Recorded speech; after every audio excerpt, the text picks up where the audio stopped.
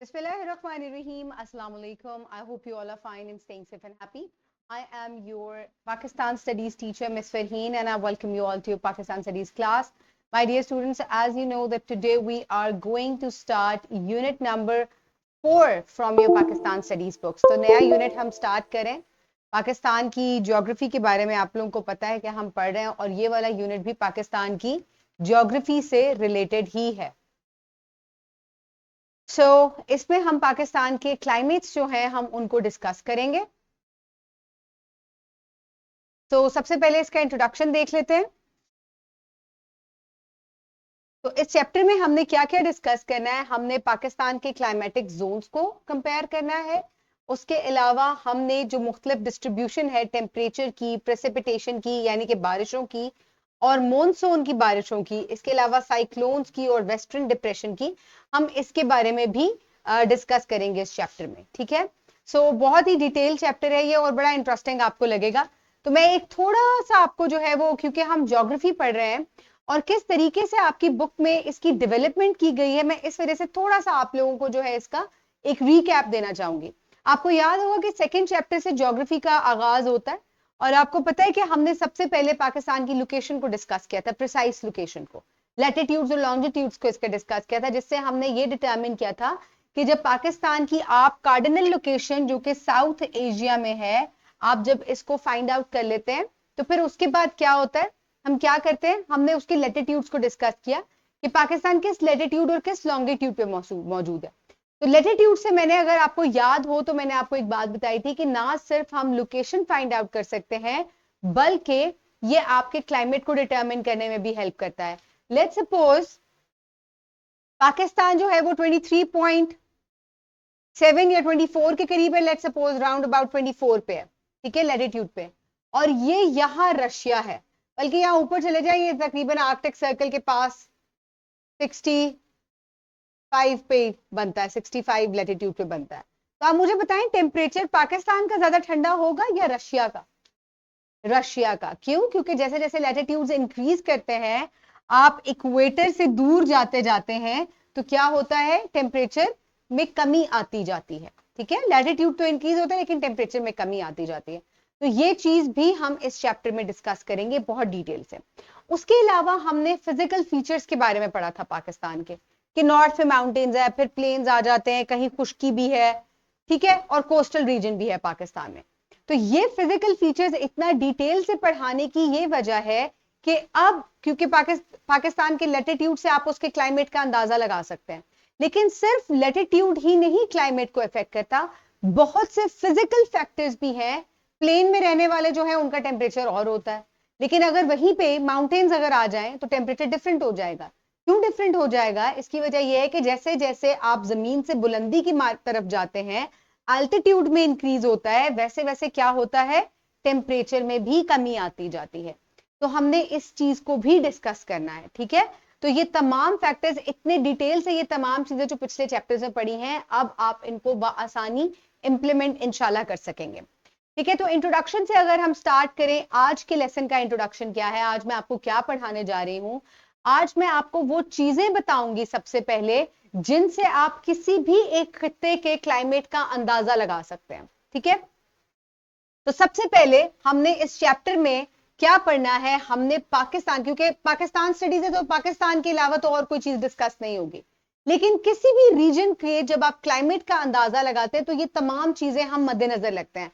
हम उसके लैटिट्यूड का अंदाजा को जहन में रखते हैं, इसके अलावा हम उसके एल्टीट्यूड, यानी कि ये देखिए एल्टीट्यूड आपको नजर आ रहा है ना.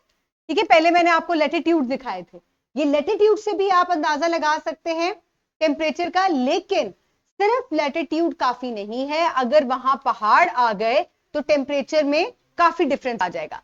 इसके अलावा अगर कोई जगह सी के करीब है, ठीक है, ये जगह का टेम्परेचर और होगा, और जो जगह सी के करीब है, पानी के करीब है, वहां का बिल्कुल डिफरेंट टेम्परेचर होगा.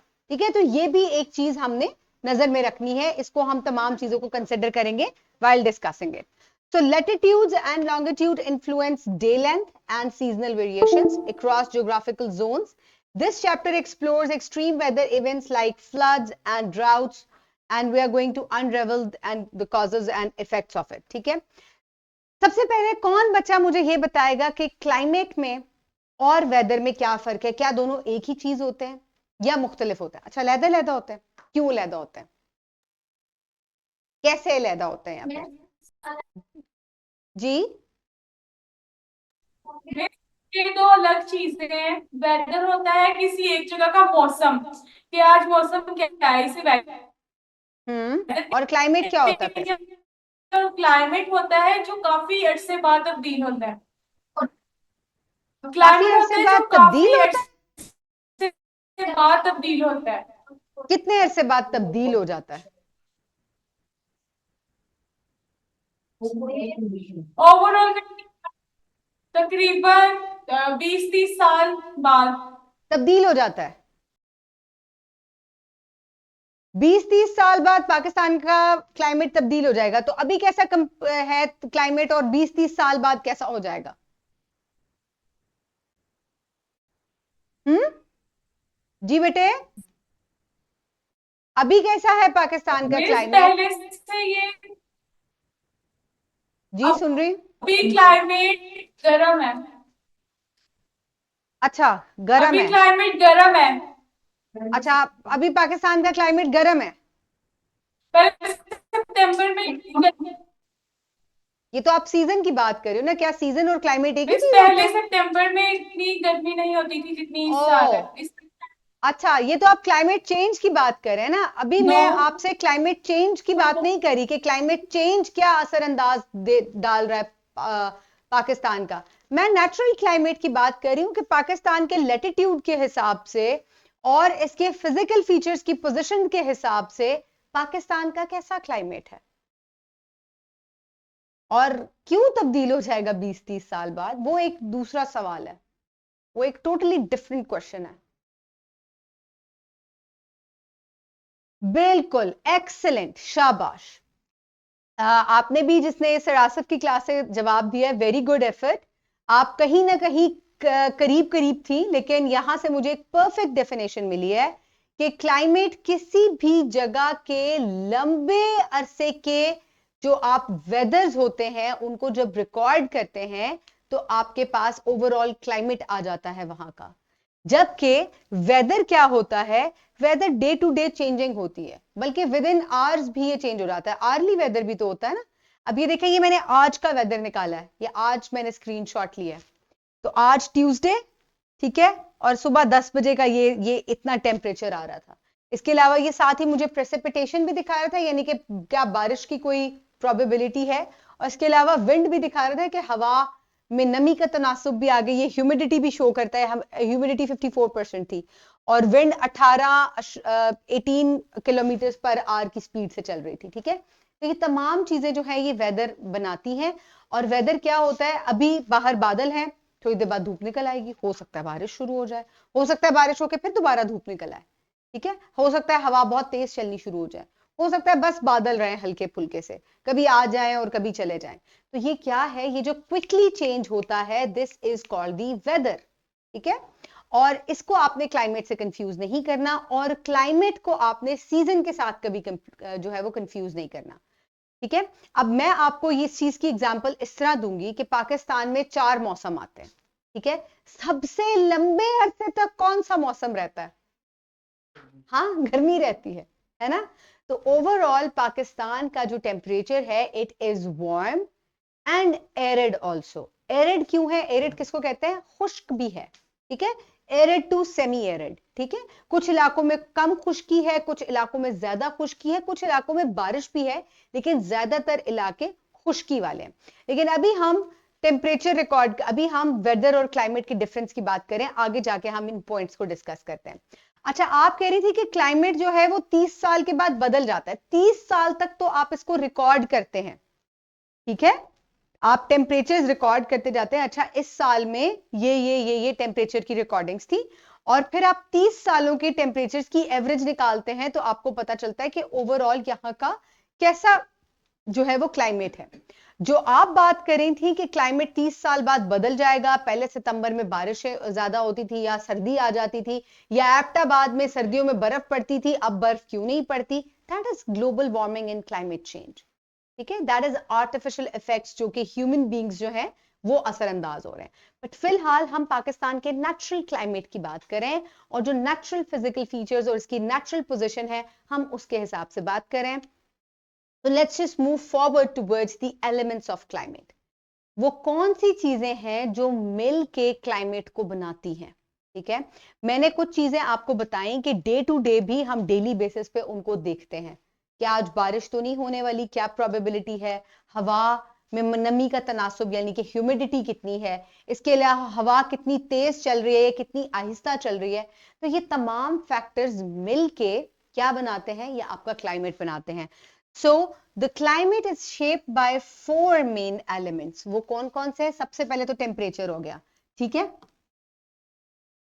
सबसे पहले टेम्परेचर हो गया, ठीक है। ये आज के वेदर की बात हो रही है, लेकिन पूरे 30 सालों में भी आप इन्हीं चीजों की एवरेज निकालते हैं, ठीक है। तो उसमें टेम्परेचर को डिस्कस किया जाता है, हवा के प्रेशर को डिस्कस किया जाता है कि हवा का क्या प्रेशर रहा, ठीक है, क्या लो प्रेशर था या हाई प्रेशर था। हवा का प्रेशर क्या होता है? ये जो हमारा एटमॉस्फेयर है ना, जिसमें मुख्तलिफ गैसेस मौजूद हैं, ये हमारी जमीन के ऊपर एक मखसूस किस्म का वजन या आप कह सकते हैं एक प्रेशर डालता है, उसको हम एयर प्रेशर कहते हैं। ये जो हवा है इसका एक प्रेशर है। अब वो प्रेशर ज्यादा है, हाई है या लो है, हम उस प्रेशर को भी जो है वो क्लाइमेट या वेदर की जब हम बात करते हैं तो हम उस प्रेशर को भी डिस्कस करते हैं, क्योंकि इस प्रेशर के चेंज होने से आपके क्लाइमेट में या आपके डेली वेदर में भी बहुत चेंजिंग आती है, ठीक है। और अगर आपका डेली वेदर में चेंजिंग आएगी तो ऑब्वियसली 30 साल की रिकॉर्डिंग्स के अंदर भी चेंजिंग आएगी, राइट। ओके, फिर उसके बाद हम ह्यूमिडिटी की बात करते हैं, हवा में नमी का तनासुब कितना है। ओवरऑल पाकिस्तान में सबसे ज्यादा नमी का तनासुब किस एरिया में होगा? अंदाजन बताएं। कराची। क्यों? समंदर है, वेरी गुड, हाँ जी। तो कराची में, कराची की आबो हवा बहुत ह्यूमिड रहती है, it's warm and also humid, ठीक है।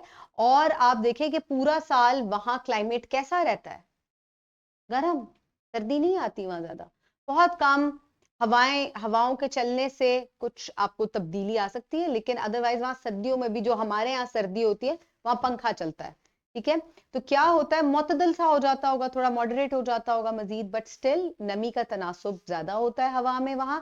तो हर जगह जहां का भी आपने क्लाइमेट डिटर्मिन करना है, वहां आप क्या देखते हैं? आप वहां नमी के तनासुब को यानी कि ह्यूमिडिटी को भी देखते हैं।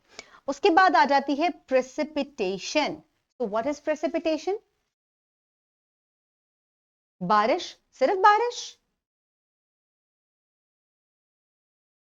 सिर्फ बारिश को प्रेसिपिटेशन कहते हैं या कोई और भी टाइप्स होती है इसकी? हम्म, होती है ना, बारिश होती है, जहां ठंड होगी वहां बर्फ पड़ जाएगी, ठीक है, ओले भी पड़ सकते हैं। इसके अलावा स्लीट भी होती है, स्लीट होती है वो बारिश जम जाती है जमीन पे गिरने से पहले, ओलों से थोड़ी सी मुख्तलिफ होती है। तो इनको क्या कहते हैं? हम इसको प्रेसिपिटेशन कहते हैं। किसी भी हालत में, चाहे वो जमा हुआ है, चाहे वो पानी की हालत में है, आसमान से पानी गिरता है, उसको हम प्रेसिपिटेशन ही कहते हैं। तो ये तमाम फैक्टर्स मिलके किसी भी जगह के क्लाइमेट को डिटर्मिन करने में, उसको मालूम करने में हमें हेल्प करते हैं। 30 साल तक हम इन तमाम की एवरेज को ही रिकॉर्ड करते हैं और फिर हम ये डिटर्मिन करते हैं क्या ये ह्यूमिड था इलाका, वार्म था, ओवरऑल क्लाइमेट विंडी है, कैसा है ये, ठीक है। बारिश के तनासुब को भी आप रिकॉर्ड करते हैं, कितने मिलीमीटर बारिश हुई। आगे मैं आपको जाके पाकिस्तान की एनुअल रेनफॉल और मैप भी मैं आपको रेनफॉल का दिखाती हूँ।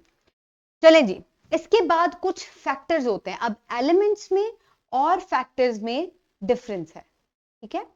कुछ फैक्टर्स भी ऐसे हैं जो कि क्लाइमेट को इफेक्ट करते हैं, वो क्या है, ठीक है। वो जो एलिमेंट्स थे ना जो भी आपने पढ़े हैं, वो मिलके क्लाइमेट बनाते हैं, उन्होंने मिलके क्लाइमेट बनाया। उनमें से आप टेम्परेचर निकालेंगे तो फिर क्या क्या बताएंगे? क्लाइमेट गर्म था, ठंडा था, तो बता ही नहीं सकते, नहीं बता सकते ना। अगर बारिश को निकाल देंगे तो आप ये नहीं बता सकते कि एरिड है, सेमी एरिड है, कैसा है, ठीक है। और अगर हवा को निकाल देंगे तो ये हवा ही है जो कि बारिशें बरसाती है। तो आप इनमें से किसी एक एलिमेंट को भी नहीं निकाल सकते क्लाइमेट के बारे में बात करते हुए, क्योंकि ये सब चारों चीजें मिलके क्लाइमेट बना रही हैं। लेकिन जब क्लाइमेट की बात की जाती है तो वो कौन सी चीजें हैं जो कि क्लाइमेट को तब्दील कर सकती हैं? ठीक है, एक तो लैटिट्यूड हो गया सबसे पहले तो चीज होती है लोकेशन एंड लैटिट्यूड। कौन से लैटिट्यूड पे मौजूद है? आया ये किसी ज्यादा लैटिट्यूड पे मौजूद है, डिग्री पे मौजूद है, या नियर टू इक्वेटर मौजूद है? ठीक है, तो ये तो उसके लैटिट्यूडनल पोजीशन हो गई। और ये अब आप लोग बाखूबी जानते हैं कि if away from equator you are cold, and if you are near to the equator it's going to be warm, right? तो ये तो चीज कंफर्म हो गई।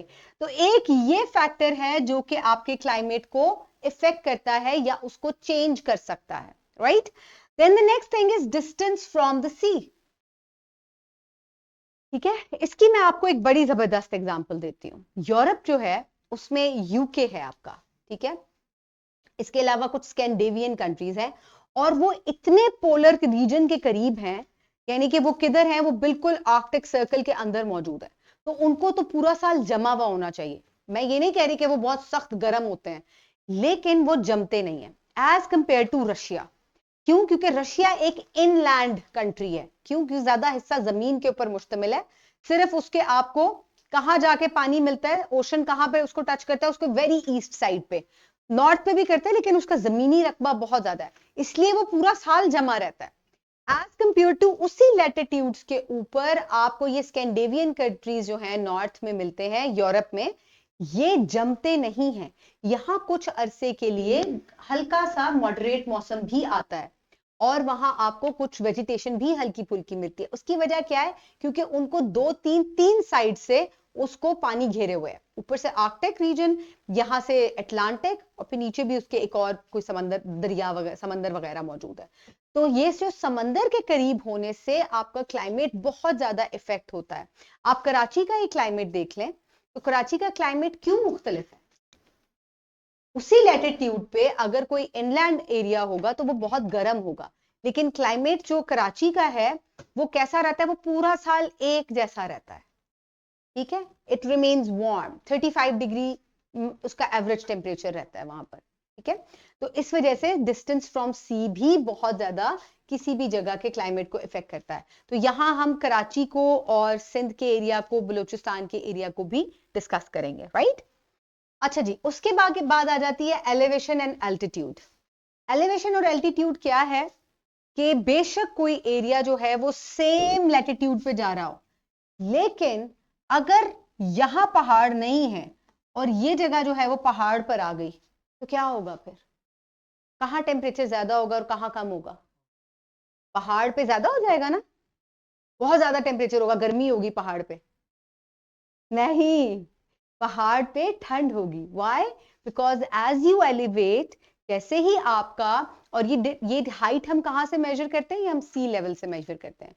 ठीक है, जैसे ही आपका सी लेवल से डिस्टेंस इंक्रीज होना शुरू करता है, आप एलिवेशन पे जाते हैं, हाइट इंक्रीज होती है, वैसे वैसे टेम्परेचर में कमी आती जाती है। तो एक ये भी रीजन है कि अगर पहाड़ मौजूद है तो टेम्परेचर में फर्क आएगा, राइट? ओके, उसके बाद आ जाते हैं सरफेस फीचर्स। उसके अलावा कुछ सरफेस के ऊपर भी ऐसे फीचर्स होते हैं जो कि आपके टेम्परेचर को इफेक्ट कर सकते हैं। हो सकता है कोई दरिया वहां मौजूद हो सकता है आप पहाड़ के करीब हैं।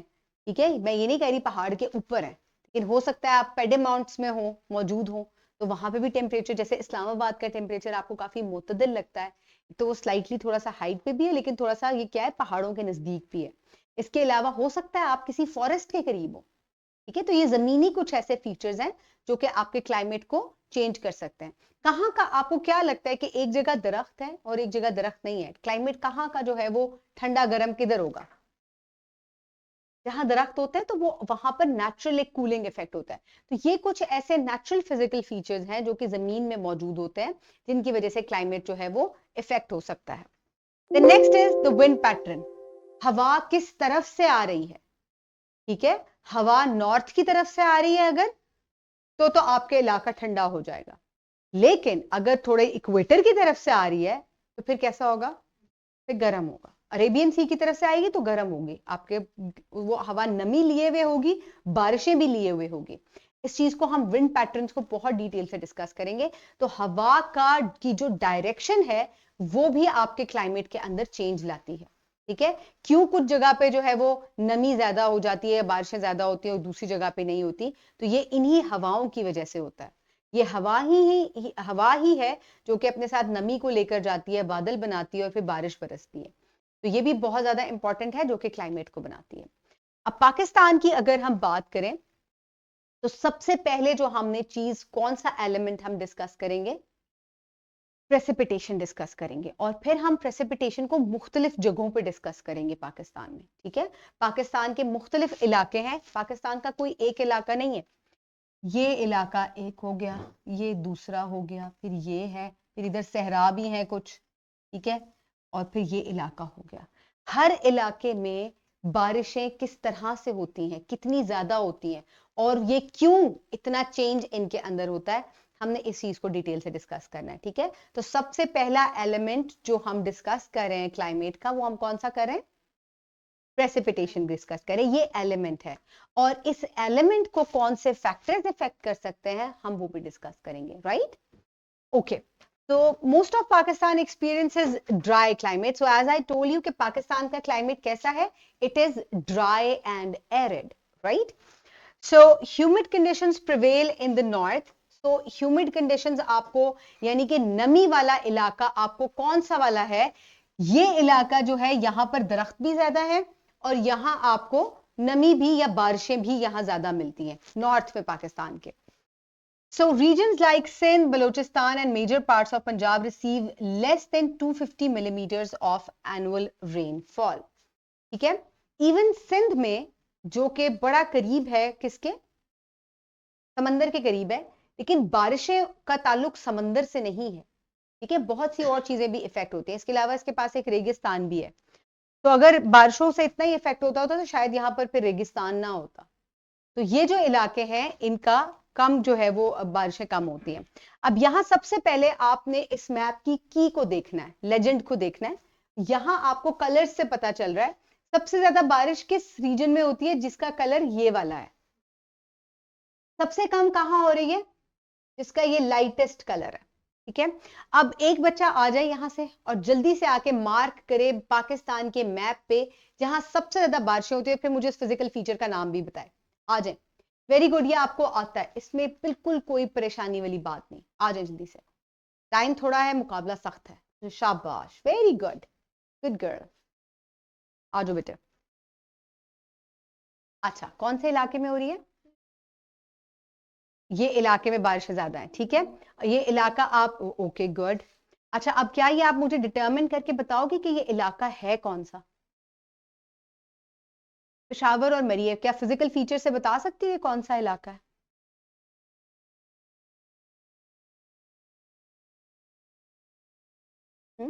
थोड़ा सा कुछ अंदाजा हो, नॉर्दर्न एरियाज में से ही आ रहा है, ठीक है।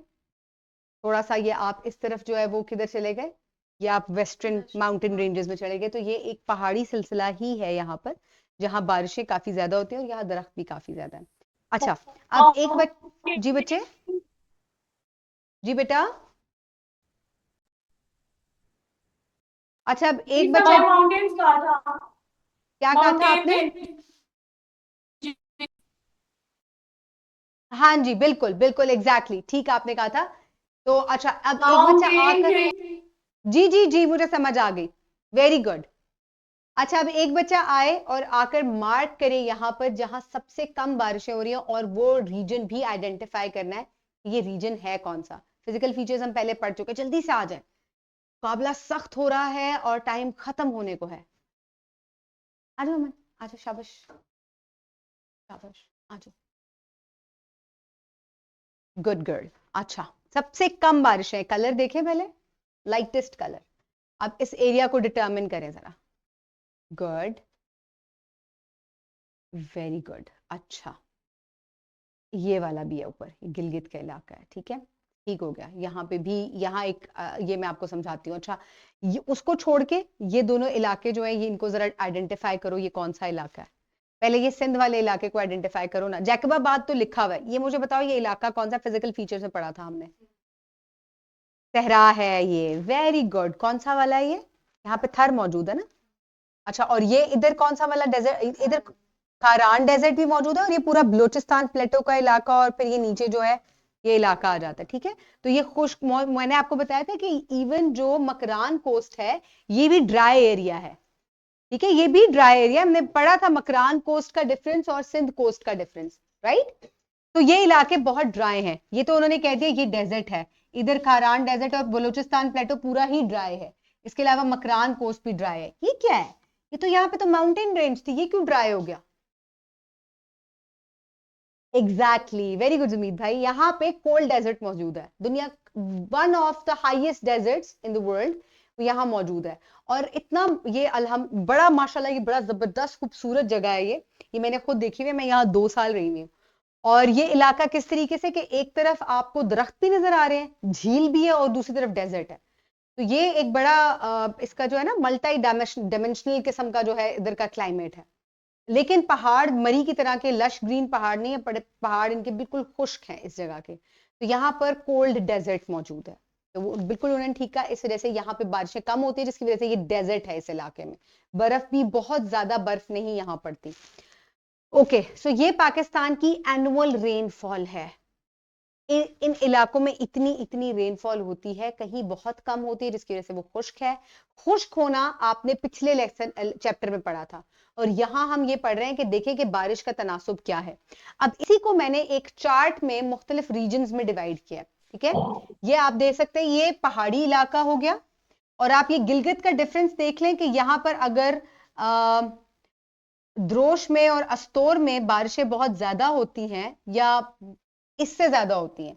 लेकिन आप देख सकते हैं कि रीजन 1 में भी स्कर्दू का जो इलाका जो आपको इधर ये टॉप पे नजर आ रहा था, यहां बारिशें काफी कम है। ठीक है, as compare to moving forward to Murree, Islamabad, Muzaffarabad, Kashmir, जो बेल्ट अभी आपने आके आइडेंटिफाई की थी पहाड़ों की, जो कि हिमालयन पेडमाउंट्स भी है, वहां बारिशों का तनासुब सबसे ज्यादा है। उसके बाद आ जाता है ये पारा चनार का इलाका, डीजी आई खान का इलाका, और ये वो इलाका है जो पिशावर के करीब एरिया है। यहां पे भी बारिशें जो हैं एज कंपेयर टू बाकी इलाकों के कुछ जो है वो बेहतर है। और फिर आ जाता है ये बलूचिस्तान का पूरा इलाका है, जो कि इंतहाई खुश्क है और सबसे कम बारिशें यहाँ होती हैं। ठीक है, तो ये पाकिस्तान की एनुअल रेनफॉल हो गई, और ये यहां से हम इसको मेजर करें ये पूरे साल को रिकॉर्ड करने के बाद, बल्कि ये एनुअल रेनफॉल रिकॉर्ड की गई थी किस तरीके से, यानी कि ये काफी अरसे की रिकॉर्डिंग्स हैं। और ये मुझे अनफॉर्चुनेटली मुझे लेटेस्ट यही मिला था। ठीक है, लेकिन ओवरऑल एवरेज यही इसी तरीके से बारिशें हो रही हैं। ठीक है, अब पाकिस्तान की अगर रेनफॉल को हम डिवाइड करें तो there are 2 main sources of rainfall, monsoon और वेस्टर्न डिप्रेशन। इसको इंशाल्लाह हम कल के चैप्टर में पढ़ेंगे, यहीं से इसको कंटिन्यू करेंगे। एंड आई होप यहां तक आपको समझ में आ गई होगी कि क्लाइमेट बनता किस तरीके से। ठीक है, have a great day, thank you so much and Allah Hafiz.